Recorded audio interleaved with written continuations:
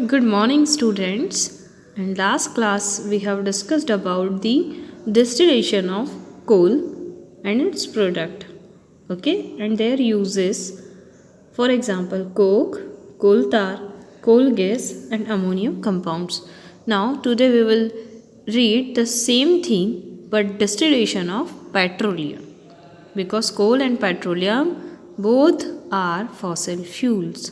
Okay तो जैसा हमने कोल डिस्टिलेशन में पढ़ा था वैसा ही हम पेट्रोलियम का डिस्टिलेशन देखेंगे क्योंकि पेट्रोलियम क्या होता है, पेट्रोलियम भी डेड एनिमल्स और प्लांट्स के मिलियन ईयर एगो पहले मतलब दफन होने से, या फिर बोल सकते हैं कि जैसे आप एनिमल को मरते हुए आपने देखा होगा और ये बाढ़ वगैरह आ जाती है उसके कारण प्लांट नीचे गिर जाते हैं, जड़ों से उखड़ जाते हैं, तो उनके जो बड़े बड़े मोटे मोटे स्टेम होते हैं ट्रीज़ के, फिर डेड बॉडीज़ होती है एनिमल्स की, हो सारे वो सारी धीरे धीरे अर्थ के अंदर दफन होती चली जाती हैं.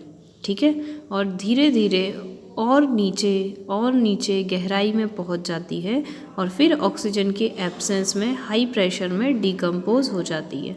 डिकम्पोज होने से उन जो डेड बॉडीज़ है प्लांट की हो या एनिमल्स की, उनसे सारे मिनरल्स अलग हो जाते हैं और पूरी बॉडी डिकम्पोज होकर जो कार्बन होता है पूरी बॉडी में वो एक साइड कलेक्ट हो जाता है.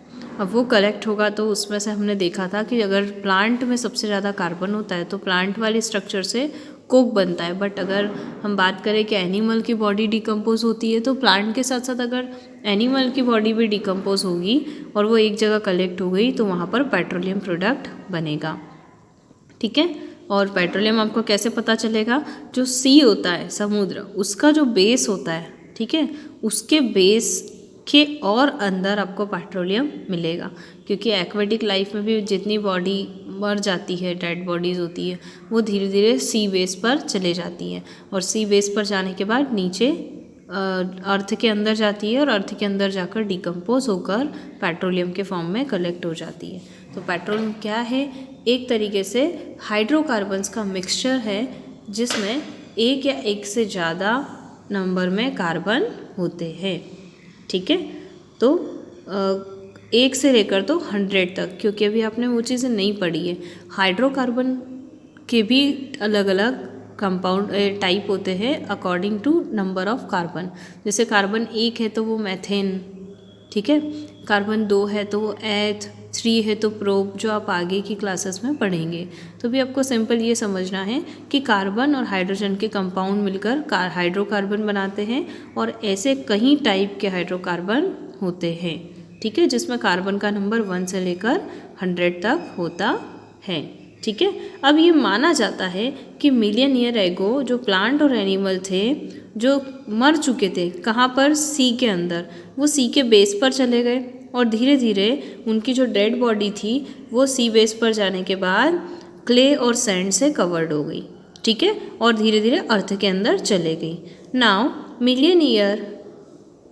Over million of years under high pressure and temperature and in the absence of air, that means oxygen, the dead remains of plant and animal were slowly converted into petroleum.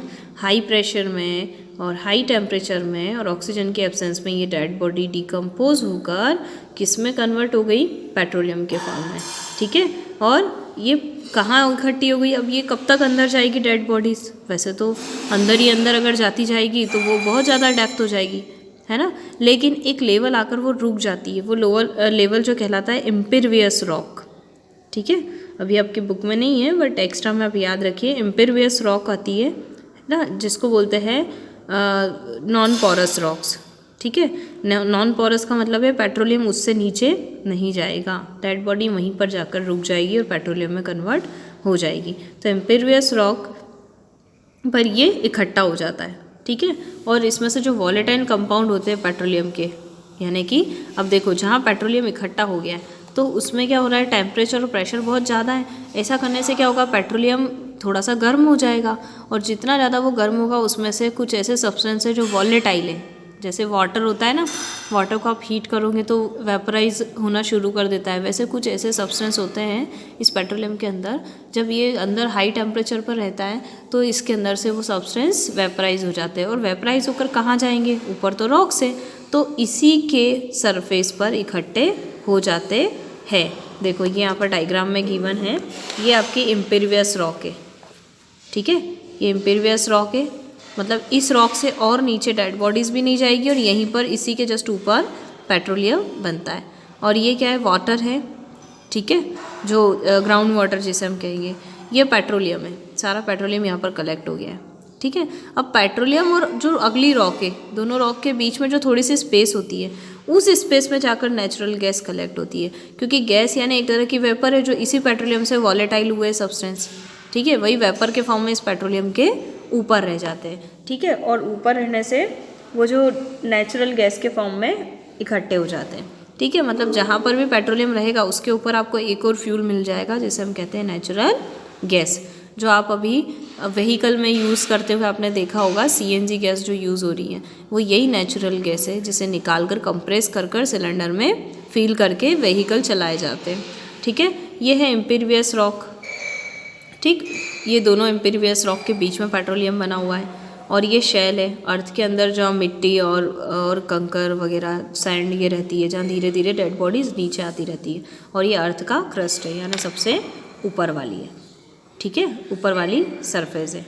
Now drilling rig आपको नज़र आ रही है, कुछ इस तरह से होती है ये, ठीक है, और इस ड्रिलिंग रिग में यहाँ पे आपको पाइप दिख रही होगी, ठीक, इस तरीके से अर्थ के अंदर ड्रिल करके इन सारे पेट्रोलियम को ऊपर की तरफ खींचा जाता है। इसके भी बड़े बड़े प्लांट होते हैं, और सबसे ज़्यादा प्लांट इसके कहाँ हैं, अगर इंडिया में देखे जाए तो गुजरात अंकलेश्वर में है, बॉम्बे में है, जहाँ हम इसे तेल के कुओं के नाम से भी जानते हैं, ठीक है, ऑयल वेल्स भी कहते हैं इन्हें।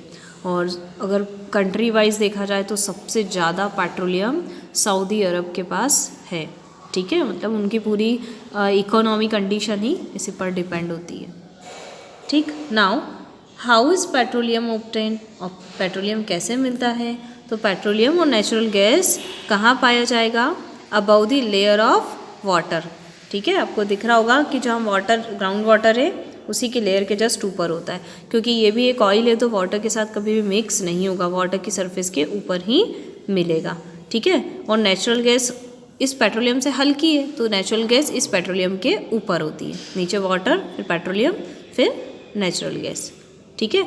तो देखो तीनों सब्सटेंस आपस में मिक्स क्यों नहीं हो रहे, क्योंकि वाटर और पेट्रोलियम दोनों अलग अलग कंसंट्रेशन पर है, इसलिए ये दोनों आपस में, हमें पता है ना कि ऑयल और वाटर कभी मिक्स नहीं होगा, तो ऑयल हमेशा वाटर की सरफेस पर फ्लोट करता है, तो यहाँ पर पेट्रोलियम भी वाटर की सरफेस पर फ्लोट करेगा। देन जो नेचुरल गैस है वो लाइट है, हल्की है, तो वो दोनों के साथ मिक्स नहीं होगी, ना वाटर के साथ और ना पेट्रोलियम के साथ, तो वो कहाँ रहेगी, पेट्रोलियम के जस्ट ऊपर जो गैप पाई जाती है वहाँ पर, ठीक है। अब कैसे इसे निकाला जाता है, तो सबसे पहले those area in which petroleum oil may be present are located by expert. पहले तो हम ये पता लगा लेते हैं कि कहाँ हमें ये ऑयल मिलने वाला है अर्थ के अंदर, है ना, क्योंकि इसको भी बाहर निकालने तक जो भी कॉस्ट लगता है प्लांट डालने का, वो कॉस्ट काफ़ी महंगा होता है, तो इसलिए हम रैंडमली कभी भी नहीं करते, पहले हम ये पता लगाते हैं कि पेट्रोलियम मिलने वाला है या नहीं मिलेगा, ठीक है। और फिर वो कैसे पता चलता है, वो एक्सपर्ट्स जियोलॉजिस्ट बोलते हैं, जिन्हें सब कुछ पता होता है अर्थ के बारे में, वो इसका अपनी ट्रिक से अंदाज़ा लगा लेते हैं। और कुछ ऐसे प्लेसेस जहाँ पता चल जाता है कि पेट्रोलियम यहाँ पर हमें मिल जाएगा, वहाँ पर ड्रिल किया जाता है, जैसे आप बोरिंग करते हो ना, आपने देखा होगा ट्यूबवेल वगैरह, तो वैसे यहाँ पर होल्स ड्रिल करते हैं और नीचे अर्थ के अंदर तक एक पर्टिकुलर डेप्थ तक ले जाया जाता है, जिसको हम बोलते हैं, वो जो मशीन होती है ना ड्रिल करने वाली, उसे ड्रिलिंग रिग्स कहते हैं, ठीक है। Now pipes are inserted until they reach the petroleum deposit, और कहाँ तक पाइप को अंदर डाला जाता है, जहाँ पर पेट्रोलियम इकट्ठा हो गया है वहाँ तक। और इस इंटरनल प्रेशर में जो नेचुरल गैस होती है, क्योंकि गैस पहले ही गैसियस फॉर्म में और उसे थोड़ी सी जगह मिली है उसमें वो कंप्रेस होकर पेट्रोलियम के ऊपर फिक्स हो चुकी है। लेकिन अगर उसे रास्ता मिल जाए, जैसे ही आपने ड्रिल करा, तो सबसे पहले वहाँ से कौन बाहर आएगा? ऑटोमेटिक नेचुरल गैस, क्योंकि गैस हल्की होने के कारण ऑटोमेटिक ऊपर आ जाती है। तो जैसे ड्रिल करेंगे उसमें से सबसे ज़्यादा हाई प्रेशर से कौन सी गैस बाहर आएगी? नेचुरल गैस, जो उस पेट्रोलियम के ऊपर कलेक्ट हो गई है। तो गैस आने से हमें एक और चीज़ का अंदाज़ा लग जाएगा कि बस इसी के जस्ट नीचे क्या है? हमारा पेट्रोलियम। ठीक है। और क्रूड ऑयल जो गैसेस होती है वो बाहर आते हैं पाइप से यूजिंग सर्टन पम्प्स, और क्रूड ऑयल यानी कि ये लिक्विड है, इसे निकालने के लिए हमें पंप लगाना पड़ता है। गैस निकालने के लिए तो इजीली गैस आई जाती है, ऑलरेडी कंप्रेस्ड है, पर पेट्रोलियम को बाहर लाने के लिए पंप लगाना पड़ता है। ठीक है। अब in India petroleum is found in the Assam and Gujarat and it also found in the river basins of Godavari and Krishna. ये पर्टिकुलर प्लेस है जहाँ पर पाया जाता है। ये आपको दिख रहा होगा मुंबई हाई पे, ये ऑयल वेल्स बनाने के लिए अर्थ की डेप्थ के अंदर इस तरीके से ये प्लांट बना रखे। ठीक है। Now petroleum is also found under the sea bed. हमें पता है कि ये सी बेड पर पाया जाता है, यानी कि समुद्र की जो गहराई है उसके बेस से और नीचे। ठीक है। तो सी बेड पर पाया जाता है, यानी कि हम ये देख लें 150 किलोमीटर। ठीक है। मुंबई से अगर देखा जाए, क्योंकि हर सी, जितने भी सीज़ हैं उनकी डेप्थ तो एक जैसी तो नहीं होती है। ठीक है। स्ट्रक्चर वाइज डेप्थ में डिफरेंस आता है, पर बॉम्बे में ऑयल वेल्स होते हैं और ये काम चलता है, इसलिए यहाँ पर वैल्यू गिवन है 150 किलोमीटर है। ठीक है। Now refining of petroleum. अब हमें पता है कि जैसे कोल हमें अर्थ से मिला, तो क्या कोल प्योर फॉर्म में था? नहीं, उसमें 2 या 2 से ज़्यादा कंपाउंड मिक्स थे। सेम उसी तरह जो पेट्रोलियम हमें मिलता है वो पेट्रोलियम क्रूड ऑयल कहलाता है। वो थोड़ा सा पंजेंट स्मेल वाला और गंदा, या बोल सकते हैं कलर बिल्कुल डल सा होता है उसका। ठीक है, ब्लैक ग्रे टाइप का। नाउ जो पेट्रोलियम होता है उसमें मिक्सचर होता है किसका? पेट्रोलियम गैस का, petrol, kerosene, diesel, lubricant oil, fuel oil, paraffin wax, इन सभी का। ठीक है। और इसीलिए इसको क्रूड ऑयल कहते हैं, क्योंकि ये सारे कंपोनेंट इसी के अंदर मिक्स फॉर्म में रहते हैं। मतलब अगर पेट्रोलियम की बात करें तो वो पेट्रोलियम प्योर फॉर्म नहीं है, उसके अंदर इतने सारे कंपोनेंट का मिक्सचर है। अब हमारा टास्क क्या है? हमें ये सारे कंपोनेंट जो उसमें मिक्सचर के फॉर्म में, उन्हें 1 बाय 1 अलग करना है, क्योंकि सबका अलग अलग यूज़ करना है। ठीक है। तो इसीलिए हमें किसकी ज़रूरत होती है? ये जितने भी पेट्रोलियम के अंदर उसके कंस्टिट्यूट है उसे अलग करने की। और इसीलिए इसका इस तरीके से ये फर्नेस है। इसका ब्लॉक डायग्राम आपको ऐसे समझाया गया है, बट एक्चुअली ये ऐसी होती है। ठीक है। ये जो आपको डिस्टिलेशन दिख रहा है ना, इस तरह से फ्रैक्शनल कॉलम बने हुए नज़र आ रहे होंगे, वही कॉलम यहाँ पर लाइन खींच कर इस तरह से बता रखा है। ठीक है। तो हम जनरली ये डायग्राम पढ़ते हैं, बट प्रैक्टिकली वो ऐसे दिखाई देता है। ठीक है। तो ये क्या है? इसके अंदर देखो, यहाँ पे हमने क्रूड ऑयल फिल कर दिया सबसे नीचे। ठीक है। क्रूड ऑयल यानी नीचे प्लांट में क्रूड ऑयल जाएगा, और फिल करने के बाद ये सारे कॉलम बने हुए हैं, सबको अलग अलग टेम्परेचर पे गर्म किया है। सब फर्नेस है ये। सबसे पहले यहाँ पे एक फर्नेस लगा दी जो कितने डिग्री सेल्सियस पे काम कर रही है? 4 डिग्री सेल्सियस 400 डिग्री सेल्सियस पे काम कर रही है। ठीक है। अब ये क्रूड ऑयल है वो हीट होना स्टार्ट कर देता है। स्टार्ट कर देगा तो सबसे पहले इसके अंदर, इस क्रूड ऑयल के अंदर कुछ ऐसी गैसेस होगी जिनका टेम्परेचर बहुत कम होता है ना, इग्निशन टेम्परेचर या वेपराइज होना बहुत जल्दी। तो इसके अंदर से कुछ सब्सटेंस होते हैं वो बहुत कम टेम्परेचर पर पहले वॉलेटाइल हो जाते हैं, और ऐसे सब्सटेंस जो वॉलेटाइल होकर उड़ जाते हैं तो वो गैस के फॉर्म में उड़ते हैं, जिसको हम बोलते हैं पेट्रोलियम गैस। यानी सबसे पहले कुछ ऐसे जो लो टेम्परेचर पर ही वेपराइज हो जाते हैं, ऐसे सब्सटेंस गैस के फॉर्म में सबसे पहले आउट होते हैं, क्योंकि गैस हल्की होती है तो वो उससे ऊपर वाले कॉलम से आउट हो जाते हैं। ठीक है। फिर हम इसे थोड़ा सा और हीट करते हैं, तो ज़्यादा हीट करने से इसके अंदर के जो सब्सटेंस है वो और ज़्यादा, कुछ ऐसे सब्सटेंस भी है जो वेपराइज होना स्टार्ट हो गए। ठीक है। जो गैस थी वो तो निकल गई, पर उसके बाद वाला लेवल जो आता है वो पेट्रोल का आता है। देन यहाँ पर आता है कैरोसिन, देन डीजल, फिर और हीट करते तो फ्यूल ऑयल, फिर और हीट करते तो ल्यूब्रिकेटिंग ऑयल निकलता है। लेकिन उसके बाद जब ल्यूब्रिकेटिंग ऑयल निकल जाए, फिर उस पेट्रोलियम या क्रूड ऑयल में इतने सारे सब्सटेंस अब अलग हो गए।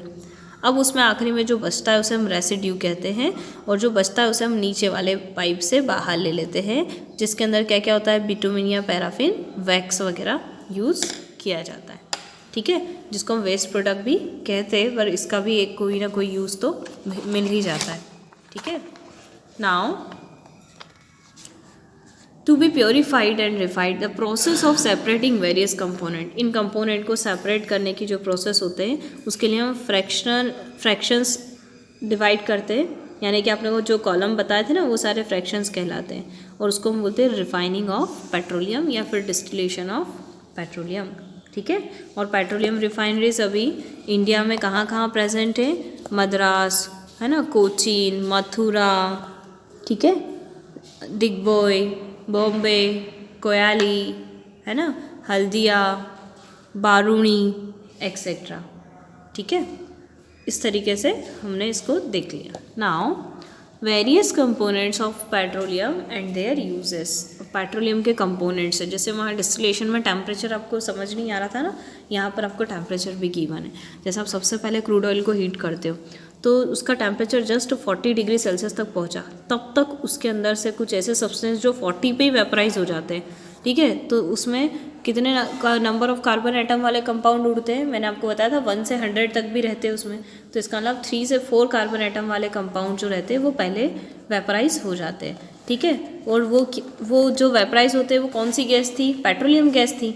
ठीक है, और उसका यूज़ हम कहाँ करते हैं, लिक्विफाइड पेट्रोलियम गैस के फॉर्म में, मतलब उस गैस को कंप्रेस करके लिक्विड के फॉर्म में सिलेंडर में भर दिया जाता है, और इंडस्ट्री या घरों में जो हम अभी घर में सिलेंडर यूज़ कर रहे हैं ना वो यही वाले होते हैं।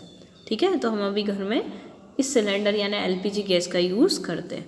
नाउ 40 डिग्री के बाद उसका टेम्परेचर और बढ़ाते हैं, कब तक बढ़ाया जाता है, 40 से 170 डिग्री सेल्सियस तक।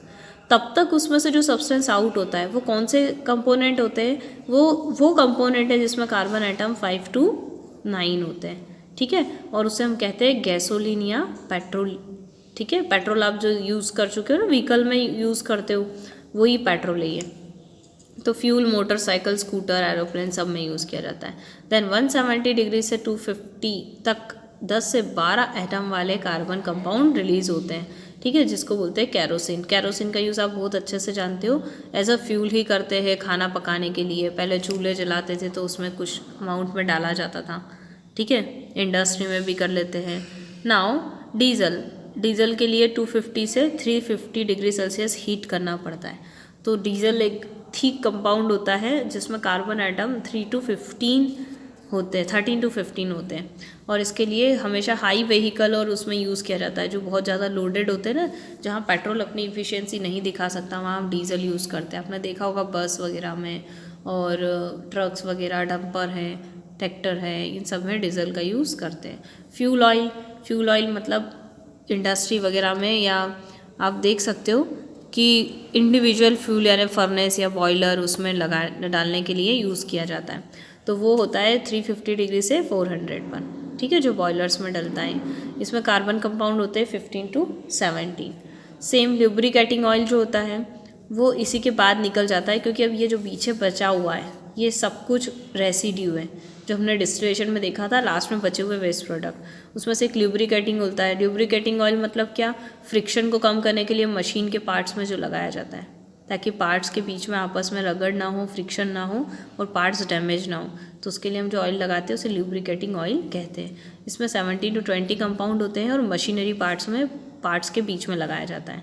ठीक है, पैराफिन वैक्स ये 400 डिग्री सेंटीग्रेड पर निकलता है, और इसमें 20 to 30 कार्बन कंपाउंड होते हैं, और इसका यूज़ कैंडल वगैरह और कॉस्मेटिक आइटम बनाने में किया जाता है। जैसे आप वैसलीन, लोशन वगैरह लगाते हो ना, उसमें पैराफिन वैक्स मिला होता है। नाउ बिटुमिन 30 to 60 पर होता है, और रोड वगैरह और जो मैंने बताया था आपको डामर जैसे कंपाउंड होते हैं उसे पिघाला जाता है और डाला जाता है। ठीक है, और पेंट वगैरह में डाला होता है। डैम प्रूफ फाउंडेशन बिल्डिंग, ठीक है, मतलब बिल्डिंग के बहुत अच्छे कंस्ट्रक्शन के लिए भी इस मटेरियल को मिलाया जाता है। फिर उसके अलावा वाटर प्रूफिंग वगैरह करना, उसमें भी वो सब्सटेंस मिलाए जाते हैं। ठीक है, अब पेट्रोकेमिकल पढ़ेंगे हम क्या होता है। हमने पढ़ा है कि कुछ ऐसे यूज़फुल प्रोडक्ट या सब्सटेंसेस जो हमें पेट्रोलियम से मिलते हैं, है ना, और नेचुरल गैस से मिलते हैं, वो पेट्रोकेमिकल कहलाते हैं। ठीक है, और they are used in the manufacture of synthetic fibre. अब पेट्रोकेमिकल वर्ड नाम क्यों दिया है, क्योंकि आप यहाँ पर पेट्रोलियम से मिलने वाले प्रोडक्ट से कोई नए केमिकल रेडी करते हो, क्योंकि आपको पता है कि पेट्रोलियम से हमें बहुत सारे यूज़फुल कंपोनेंट मिलते हैं जो हमने देखे, यही सारे। ठीक है, लेकिन अब इसका यूज़ किया जाता है सिंथेटिक फाइबर बनाने में। ठीक है, जैसे कि पॉलीस्टर, नायलॉन, इन सब, ये सब सिंथेटिक फाइबर है जिसमें कहीं ना कहीं पेट्रोलियम और नेचुरल गैस के कंपाउंड मिलाए जाते हैं। तो petroleum, polythene, synthetic rubber, plastic, perfume, dyes, drugs, explosives item, ठीक है, ये सब ऐसे कंपोनेंट हैं जो कहीं ना कहीं पेट्रोलियम के कंपोनेंट मिलाकर बनाए गए हैं। ठीक है, इसलिए इन्हें पेट्रोकेमिकल कहते हैं, और इन सब का कमर्शियल इंपॉर्टेंस बहुत अच्छा होता है। इसीलिए पेट्रोलियम खाली आपको इतनी सारी चीज़ें, या आपकी पूरी डेली लाइफ में आपने देखा होगा सबसे ज़्यादा हमें फ्यूल की रिक्वायरमेंट है, क्योंकि फ्यूल नहीं होता तो आज हमारा साइंस इतना मॉडर्न स्टेज तक नहीं पहुंचता, इतनी इंडस्ट्री नहीं खुल पाती, इतनी एनर्जी नहीं बना पाते, और जितनी इंडस्ट्री, फैक्ट्री, सिविलाइजेशन जो हुआ है वो सब कुछ इसी फ्यूल पे चलता है। आप डेली इतने व्हीकल चलते देखते हो, अपने घर में आप इलेक्ट्रिसिटी का बार बार यूज़ करते हो, वो इलेक्ट्रिसिटी कहाँ से बनती है, कहीं ना कहीं ये सब चीज़ें आपस में जुड़ी हुई है, यानी कि बिना फ्यूल से ऐसा लाइफ या मॉडर्न साइंस पॉसिबल नहीं था। ठीक है, इसलिए पेट्रोलियम का आपने देखा काफ़ी सारे यूज़ है, मतलब इसके वेस्ट प्रोडक्ट का भी कुछ ना कुछ यूज़ ज़रूर है। तो इस तरह के फॉसिल फ्यूल को कारण हम इसे क्या कहते हैं, ब्लैक गोल्ड। ठीक है, आप याद रखिएगा, अगर कोल की बात आए तो उसे हम ब्लैक डायमंड कहते हैं। ठीक है, कोल को, और पेट्रोलियम की बात आए तो उसे हम कहते हैं ब्लैक गोल्ड। ठीक है, now third substance is a natural gas. अब नेचुरल गैस हमने पढ़ा कि पेट्रोलियम के जस्ट ऊपर की तरफ पाई जाती है, तो ये भी एक इम्पॉर्टेंट फॉसिल फ्यूल है जो अर्थ के अंदर रहता है, between the layers of imperious rock.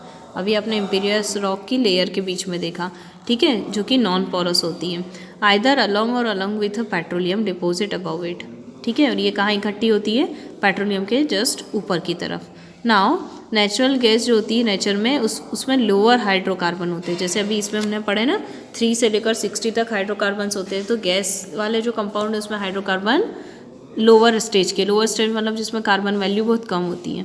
ठीक है, नाउ इसके अंदर सिर्फ मैथेन, ब्यूटेन या प्रोपेन आते हैं, यानी कार्बन के नंबर जिसमें फर्स्ट, ब्यूटेन में 2 और प्रोपेन में 3, इसमें 1, 2, 3 कार्बन नंबर होते हैं।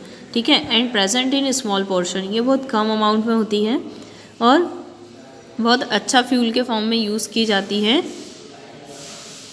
और जब इसे हम बर्न करते हैं तो ब्लू कलर के स्मोकलेस फ्लेम के साथ बर्न होती है। ब्लू कलर की फ्लेम मतलब नीली लो के साथ जलती है, और स्मोकलेस मतलब इसको जलने से कोई धुआं नहीं निकलता और ना जलने के बाद कोई ऐश बचती है। ठीक है, इसकी कैलोरीफिक वैल्यू काफ़ी अच्छी होती है। कैलोरीफिक वैल्यू का मतलब होता है कि इसकी क्वांटिटी कम से कम बर्न होती है और हीट ज़्यादा से ज़्यादा मिले। तो हम तो यही चाहेंगे ना, हमें खर्चा कम होगा, है ना, कि अगर उसकी क्वांटिटी कम से कम बर्न होगी तो उसकी बचत भी होगी और हीट जो हमें चाहिए वो ज़्यादा से ज़्यादा मिलेगी। तो उसको हम बोलते हैं हाई कैलोरीफिक वैल्यू। ठीक है, नाउ ये कहाँ कहाँ पाई जाती है, ज़्यादातर त्रिपुरा, राजस्थान, महाराष्ट्र, कृष्णा गोदावरी डेल्टा पर। ठीक है, नेचुरल गैस की क्या यूज़ है, ये हाई प्रेशर पर स्टोर्ड कर लेते हैं इसे, यानी कि कंप्रेस कर लिया जाता है। ये गैस कंप्रेसिबल होती है और जितना कंप्रेस करके फील करते हैं सिलेंडर में, इसलिए इसको कंप्रेस्ड नेचुरल गैस यानी CNG के नाम से जानते हैं, जो आपने देखा होगा फ्यूल के फॉर्म में यूज़ की जाती है मोटर कार में, बसेस में, ट्रक्स में। ठीक है, क्यों, क्योंकि अभी हम देखा जा रहा है कि जो फॉसिल फ्यूल जो है, पेट्रोलियम, पेट्रोल, डीजल, ये सब बर्न होते हैं और इनके कारण जो स्मोक प्रोड्यूस होता है वो कहीं ना कहीं एयर पॉल्यूशन के लिए रिस्पॉन्सिबल है। इसीलिए पॉल्यूशन को कम करने के लिए सबसे बेस्ट वे है CNG बेस्ड व्हीकल, यानी कि ऐसे व्हीकल जो CNG से चलते हैं। तो अपने ऑटो रिक्शा, है ना, इसके अलावा वैन, मोटर कार्स, ट्रक, इन सबको CNG बनाया जा सकता है। ऐसा करने से क्या होगा, पॉल्यूशन कम से कम होगा, क्योंकि इसके बर्न करने से बहुत कम स्मोक निकलता है। ठीक है, और सिर्फ कार्बन डाइऑक्साइड गैस ही रिलीज़ करती है, दूसरी गैसेस नहीं करती। और बर्निंग पे स्मोक भी नहीं मिलेगा। Now CNG is also used for power generation, यानी कि इलेक्ट्रिसिटी बनाने में इसका यूज़ किया जाता है। अब CNG का एक और एडवांटेज है कि अगर इसको डायरेक्टली सप्लाई करें, आपने देखा होगा आजकल घरों में CNG की लाइन हमें डायरेक्टली मिल जाती है, ठीक है। तो डायरेक्टली मतलब कि जहाँ CNG स्टेशन होते हैं वहीं से गैस सप्लाई होती है पाइपलाइन के थ्रू सभी घरों तक, ठीक है। तो वो कैसे मिल जाती हैं, जो गैस के कुएँ होते हैं वहाँ से सीधे होम या फैक्ट्री तक कनेक्शन कर दिया जाता है। एक नेटवर्क बनाया है पाइप का, जो अर्थ के अंदर डिग करके पूरी पाइप को बिछा के जिसके घर या जिस इंडस्ट्री तक भेजना होती है वहाँ तक गैस को सप्लाई किया जाता है, और डायरेक्टली उसका कनेक्शन आपके गैस स्टोव से कर दिया जाता है। गैस स्टोव से करने से आप जितना भी फ्यूल यूज़ करोगे उसका डायरेक्ट बिल आप पे कर सकते हो, और डायरेक्ट सप्लाई हर एक इस CNG फ्यूल का कर सकते हो। जैसे कि पाइपलाइन नेटवर्क अभी वडोदरा गुजरात में है, सम पार्ट्स ऑफ दिल्ली में है, और अब काफ़ी ये तो बुक के अकॉर्डिंग है, बाकी ऑलमोस्ट काफ़ी जगह पर ये आ चुका है। जैसे हमारी उज्जैन है, इंदौर है, सिटी तक भी आ चुका है, ठीक है। Natural gas is used as a starting material for the manufacture of number of chemical and fertiliser. अब जो नेचुरल गैस होते हैं वो मटेरियल वे यूज़ किए जाते हैं, जैसे कि क्या बनाने के लिए, कुछ केमिकल या फर्टिलाइज़र, जो अभी मैंने आपको पेट्रोकेमिकल बताया ना, जैसे पेट्रोलियम का यूज़ सिंथेटिक फाइबर वगैरह बनाने में, कलर्स वगैरह में, परफ्यूम, प्लास्टिक, रबर, पॉलीथीन, उसी तरह नेचुरल गैस का भी यूज़ किया जाता है बनाने में। Now natural gas is use for manufacturing carbon black which is use in a rubber industry. तो ये हम पढ़ चुके हैं उधर जो रबर लिखा था पेट्रोलियम से, यानी कि जो नेचुरल गैस है वो रबर इंडस्ट्री में यूज़ की जाती है। और किस लिए यूज़ की जाती है, ताकि जो कार्बन ब्लैक या जो रबर बना रहे हैं हम लोग, उस रबर को स्ट्रेंथ प्रोवाइड करने के लिए। तो ये स्ट्रेंथनिंग एजेंट के फॉर्म में यूज़ की जाती है। और उसके अलावा ये क्या ऑब्टेन करने के लिए, जो इंडस्ट्री में जो मैन्युफैक्चर होती अमोनिया, ठीक है, उससे बनाने में यूज़ की जाती है। नाउ और डिकम्पोज करती है कार्बन और हाइड्रोजन को strong heating in the absence of air. मतलब ये नेचुरल गैस से आप क्या कर सकते हो, कार्बन और हाइड्रोजन को अलग अलग भी कर सकते हो जब इसको आप बहुत एक्स्ट्रा हीट देकर जब इसे बर्न करोगे। फॉर एग्जांपल ये रिएक्शन गिवन है, जैसे कि CH4 जिसमें कार्बन नंबर 1 है, मैथेन है, ठीक है, जो नेचुरल गैस के अंदर होता है। अब जैसे आप इसे हीट करोगे, स्ट्रॉन्ग हीटिंग करोगे और एयर की एब्सेंस में, तो इसमें से कार्बन अलग हो जाएगा और हाइड्रोजन अलग हो जाएगा, ठीक है। Now limitation of fossil fuel. Limitation का मतलब होता है एक लिमिट जहाँ तक आप फॉसिल फ्यूल को यूज़ कर सकते हो।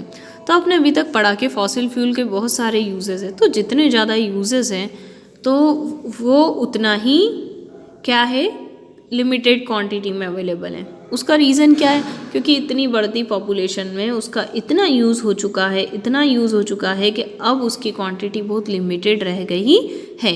और सेकेंड इम्पॉर्टेंट थिंग है कि ये एग्जॉस्टिबल नेचुरल सोर्सेज है। एग्जॉस्टिबल का मतलब होता है कि जिसे एक बार बर्न कर दिया जाए और एक बार यूज़ कर लिया जाए तो वो चीज़ हमें दोबारा नहीं मिलेगी, फिर वो नया प्रोडक्ट बनने में बहुत टाइम लगाती है, जैसे मिलियन ईयर लगता है, क्योंकि धीरे धीरे ये डेड बॉडीज़ प्लांट वगैरह अंदर जाएंगे, फिर धीरे धीरे डिकम्पोज होंगे, फिर ये ऑटोमेटिक कलेक्ट होगा, ठीक है। ये कोई ह्यूमन मेड प्रोसेस तो नहीं है जो जल्दी बना दी जाए, तो ये नेचुरल प्रोसेस है और इसमें टाइम लगता है। तो अगर आप एक बार सपोज करो आपने अपने व्हीकल में 1 लीटर पेट्रोल डलवा लिया है और उसे आपने देखा तो दिन भर आपने 1 लीटर पेट्रोल ख़त्म कर दिया व्हीकल चला के, तो क्या आप वो बर्न हुए व्हीकल से पेट्रोल से फिर से अच्छा वाला पेट्रोल ले पाओगे? नहीं ले पाओगे, वो चीज़ टोटली डिस्ट्रॉय ख़त्म हो चुकी है। तो इस तरह उसका अगेन एंड अगेन बहुत ज़्यादा क्वांटिटी में यूज़ होने के कारण अब उसकी क्वांटिटी लिमिटेड रह गई है, ठीक है। और लिमिटेड होने के पहला रीज़न तो है लिमिटेड अवेलेबिलिटी, यानी कि अवेलेबल ही कम मात्रा में, और दूसरा है air pollution. Now limited availability मतलब फर्स्टली हमने देखा है कि इसे बनने में मिलियन ईयर लगते हैं, ठीक है, क्योंकि डेड ऑर्गेनिज्म का फॉसिल फ्यूल में बनना बहुत टाइम लगाता है। और सेकंड क्या है, जो रिसोर्सेस हैं वो देमसेल्फ रिप्लेनिश नहीं होते रिसाइकलिंग होने से, ठीक है, यानी कि उनका जो रिप्लेसमेंट होता है वो रीज़नेबल टाइम में ही होता है। अगर आप ये सोच रहे हो कि फटाफट वो डिकम्पोज हो जाए डेड बॉडी और जल्दी जल्दी हमें वो चीज़ मिल जाए, तो ऐसा नहीं होगा। ठीक है, धीरे धीरे वो अर्थ के अंदर जाएंगे, ऑटोमेटिक अर्थ उसके ऊपर कवर अप करेगी। सबसे पहले तो अर्थ क्रस्ट पर ही है कोई डेड बॉडी, अब वो डेड बॉडी पर धीरे धीरे मिट्टी लगेगी, धूल लगेगी और धीरे धीरे वो अंदर जाना शुरू करेगी, तो उस चीज़ में वो काफ़ी टाइम लगाती है। ठीक है, तो इसलिए प्रेजेंट रेट जो है उसकी कंजप्शन की, यानी कि जितना फास्ट हम उसको यूज़ करते हैं उसके कंपैरिजन में उसको बनने में बहुत टाइम लग रहा है। अब आज आपने 5 लीटर पेट्रोल ख़त्म कर लिया, 1 लीटर पेट्रोल ख़त्म कर लिया, पर उस 1 लीटर पेट्रोल को बनने के लिए मिलियन ईयर लगेंगे। यानी कि जितना ज़्यादा पॉपुलेशन उसको कंजर्व कर रही है उसके कंपैरिजन में उसकी जो प्रोडक्शन रेट है वो बहुत ही कम है। ठीक है, एक तो ये कारण है जिसके कारण लिमिटेड क्वांटिटी बची है। दूसरा है एयर पॉल्यूशन। आपने देखा होगा फॉसिल फ्यूल के बर्निंग होने से बहुत सारी टॉक्सिक गैस प्रोड्यूस होती है। For example carbon dioxide, carbon monoxide, sulphur dioxide, smoke, these gases produce products and smoke causes air pollution. अब ये जो भी प्रोडक्ट प्रोड्यूस करती है और जो धुआं प्रोड्यूस करती है उसका सिर्फ एक ही कारण है, air pollution. Now air pollution leads to a respiratory problem, यानी सांस लेने में समस्या होना। और ह्यूमन बींग को सबसे ज़्यादा ये प्रॉब्लम इसीलिए हो रही है क्योंकि वो दिन भर पॉल्यूशन में रहते हैं, व्हीकल या चलाते या मार्केट में रहते हैं, तो इनसे निकलने वाला जो स्मोक है, ठीक है, जो हार्मफुल गैसेस है वो उनकी रेस्पिरेटरी प्रॉब्लम में प्रॉब्लम क्रिएट करती है। ठीक है, तो रेस्पिरेटरी सिस्टम उनकी डिस्टर्ब हो जाती है।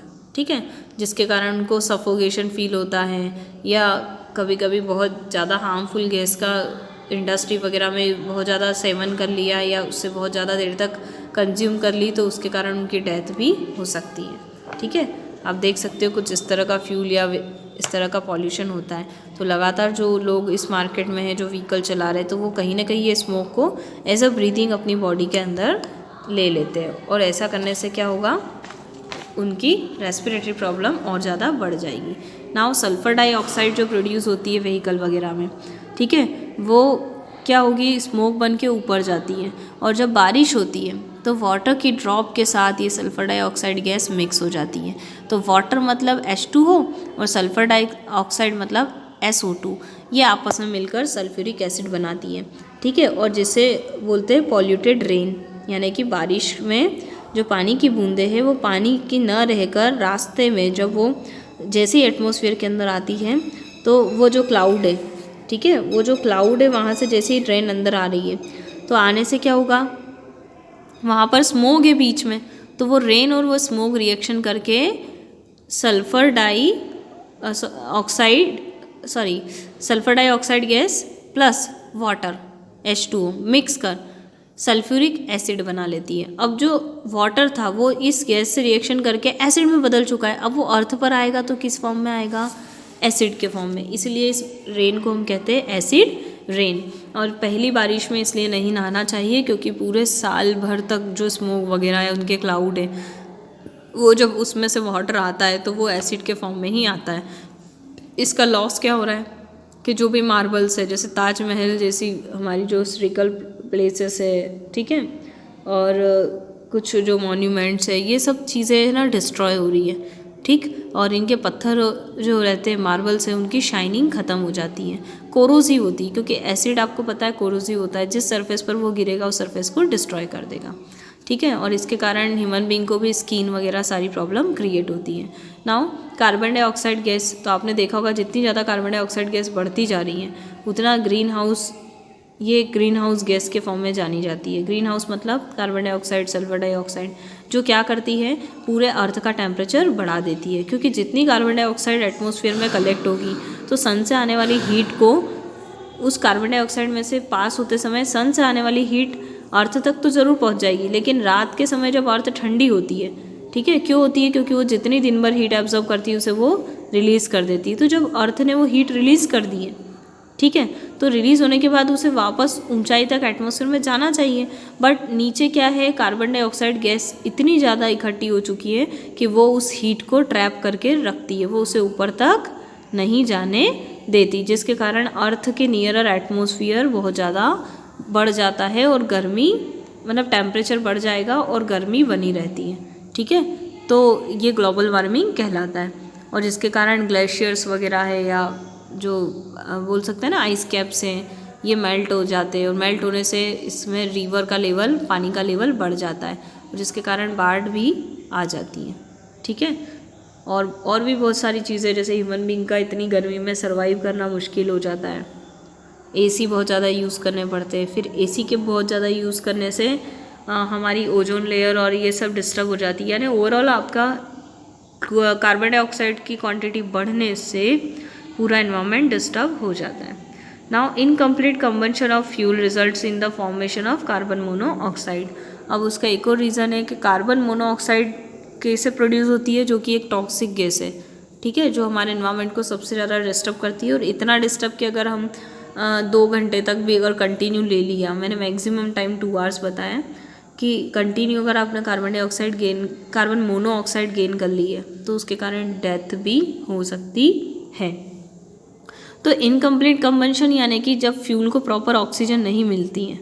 हमें पता है कि किसी भी चीज़ को बर्न होने के लिए ऑक्सीजन की रिक्वायर्ड होती है, बट अगर ऑक्सीजन ठीक से ना मिले तो कार्बन डाइऑक्साइड गैस की जगह कौन सी गैस बनने लग जाती है, कार्बन मोनोऑक्साइड। ठीक है, और सूट पार्टिकल निकलते हैं, वो काले काले ब्लैक कलर के छोटे छोटे पार्टिकल निकलते हैं ना, उसे सूट पार्टिकल कहते हैं। ठीक है, जो थोड़े से चिकने से भी होते हैं और छोटे छोटे होते हैं। तो कार्बन मोनोऑक्साइड प्रोड्यूस होती है। इससे एक कंसेप्ट और निकलता है कि आपने देखा होगा जब भी आप चूल्हा जलाते हो, है ना, पहले, आजकल तो बहुत कम है, बट जहाँ भी फ्यूल जलता है वहाँ पर हम प्रॉपर एयर देते हैं। अगर हमने बंद कमरे में चूल्हा जला लिया तो वहाँ ऑक्सीजन सप्लाई ठीक से नहीं मिलेगी, तो वो जो लकड़ियाँ जल रही है वो कार्बन डाइऑक्साइड गैस बनाने की जगह कार्बन मोनोऑक्साइड गैस बनाएगी, और जिसके कारण वहाँ पर बैठा हुआ या कमरे में जो पर्सन है वो लगातार अगर कार्बन मोनोऑक्साइड गैस को इनहेल करेगा तो उसके कारण उसकी डेथ भी हो सकती है। ठीक है, तो कार्बन मोनोऑक्साइड को जब हम इनहेल करते हैं तो ये हमारे ब्लड के हीमोग्लोबिन के साथ मिलकर कार्बोक्सी हीमोग्लोबिन कंपाउंड बना लेती है। ठीक है, इसके कारण जो हीमोग्लोबिन है वो ऑक्सीजन को कैरी करने के लिए और बॉडी की हर एक सेल तक पहुंचाने के लिए फेल हो जाता है। ठीक है, क्योंकि हीमोग्लोबिन है तब तक वो गेन कर पा रहा है ऑक्सीजन को और बॉडी की सेल तक भेज रहा है, लेकिन वो हीमोग्लोबिन बचा ही नहीं ना, कार्बन मोनोऑक्साइड से रिएक्शन करके वो कार्बोक्सी हीमोग्लोबिन हो गया, मतलब उसके अंदर चेंज आ गया, और अब वो हीमोग्लोबिन जो कार्बोक्सी हीमोग्लोबिन कंपाउंड है ना, वो अब ऑक्सीजन को कैरी करने के लिए एबल ही नहीं रहा, जिसके कारण हमें सफोकेशन फील होती है।